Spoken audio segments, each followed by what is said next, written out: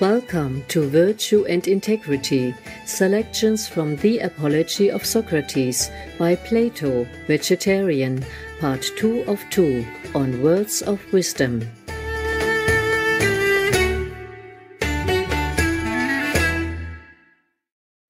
The venerated Socrates was born in Athens, Greece, circa 470 BC.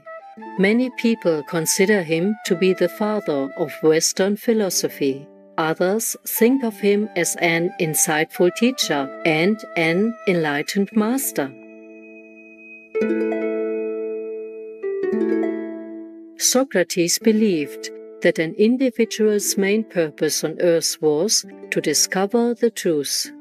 He stated that most people focus their lives around their families, careers and social responsibilities, when in fact they should be concerned about the welfare of their souls. With compassion for all life, Socrates followed and promoted a vegetarian diet. Most of the information about Socrates, his life and his philosophy was transcribed after his departure by two of his students, Plato and Xenophon.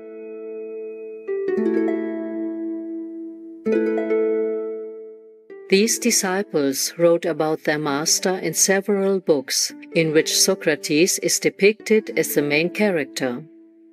One of Plato's most famous and influential works is The Apology of Socrates. This is a philosophical, legal defense that Socrates used in the unjust court trial against him, which Plato recorded as an audience of the court. Here, Socrates expounds on the importance of being virtuous and choosing to do good, even in the face of hardship.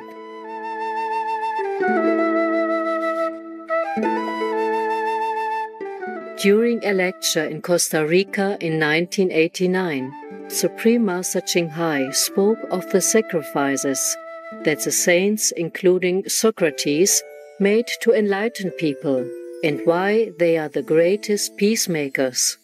All the saints in the past worked very hard to enlighten people, even though by doing so, they have to endure many kinds of criticism, misunderstanding, and hardship, sometimes even risking their lives, such as in the case of Jesus and Socrates. Also Buddha, many people wanted to kill him, also tried to blacken his name. But despite all of this difficulty, the saints always endure for the sake of people. The saints are the greatest peacemakers, the greatest politicians who always bring peace into the world, the king without any thorn, because they don't need anything in this world. Let us continue with excerpts from Plato's The Apology of Socrates, whereby Socrates explains his good intentions in teaching the people the importance of virtue, at no personal benefit to himself, and his commitment to not doing unjust acts, even under extreme coercion. O Athenians, continue to attend to my request not to murmur at what I say, but to listen, for, as I think, you will derive benefit from listening. For I am going to say other things to you, at which perhaps you will raise a clamor, but on no account do so. Be well assured then, if you put me to death, being such a man as I say I am, you will not injure me more than yourselves. For neither will Melitus nor Anytus harm me, nor have they the power. For I do not think that it is possible for a better man to be injured by a worse. He may perhaps have me condemned to death, or banished, or deprived of civil rights, and he or others may perhaps consider these as mighty evils. I, however, do not consider them so, but that it is much more so to do what he is now doing, to endeavor to put a man to death unjustly.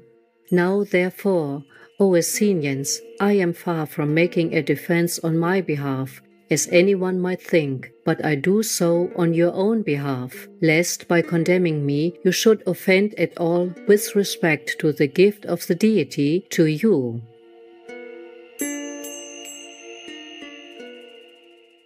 For if you should put me to death, you will not easily find such another.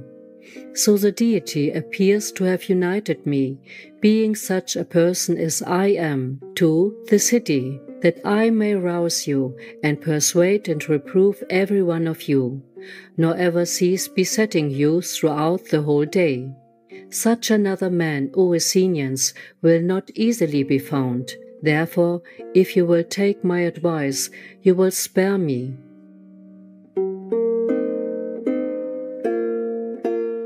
But you, perhaps, being irritated like drowsy persons who are roused from sleep, will strike me, and yielding to Anytus, will unthinkingly condemn me to death. And then you will pass the rest of your life in sleep, unless the deity, caring for you, should send someone else to you. But that I am a person who has been given by the deity to this city, you may discern from hence, for it is not like the ordinary conduct of men that I should have neglected all my own affairs and suffered my private interest to be neglected for so many years, and that I should constantly attend to your concerns, addressing myself to each of you separately, like a father or elder brother, persuading you to the pursuit of virtue.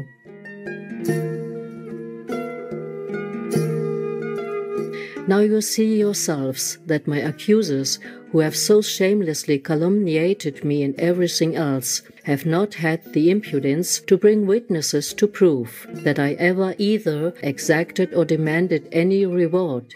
And I think I produced a sufficient proof that I speak the truth, namely my poverty. For it is not possible that any man should be safe who sincerely opposes either you or any other multitude, and who prevents many unjust and illegal actions from being committed in a city. But it is necessary that he who in earnest contends for justice.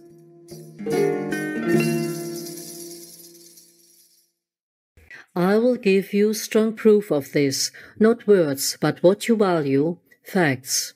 Hear then what has happened to me, that you may know that I would not yield to anyone contrary to what is just, through fear of death.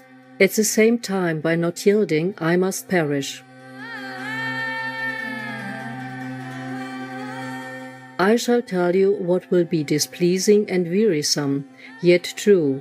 For I, O Athenians, never bore any other magisterial office in the city, but have been a senator. And our Antiochian tribe happened to supply the Prytanes, when you chose to condemn in a body the 10 generals who had not taken off those that perished in the sea fight, in violation of the law, as you afterward all thought. At that time, I alone of the Prytanes opposed your doing anything contrary to the laws, and I voted against you.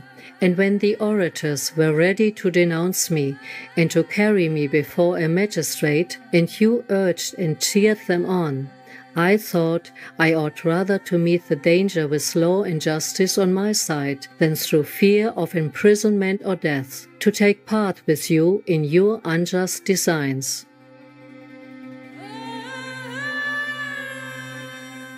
And this happened while the city was governed by a democracy. But when it became an oligarchy, the 30, having sent for me with 4 others to the Tholos, ordered us to bring Leon the Salaminian from Salamis, that he might be put to death. And they gave many similar orders to many others, wishing to involve as many as they could in guilt. Then, however, I showed, not in word but in deed, that I did not care for death, but that all my care was to do nothing unjust or unholy. For that government, strong as it was, did not so overawe me as to make me commit an unjust action. And of this You can have many witnesses.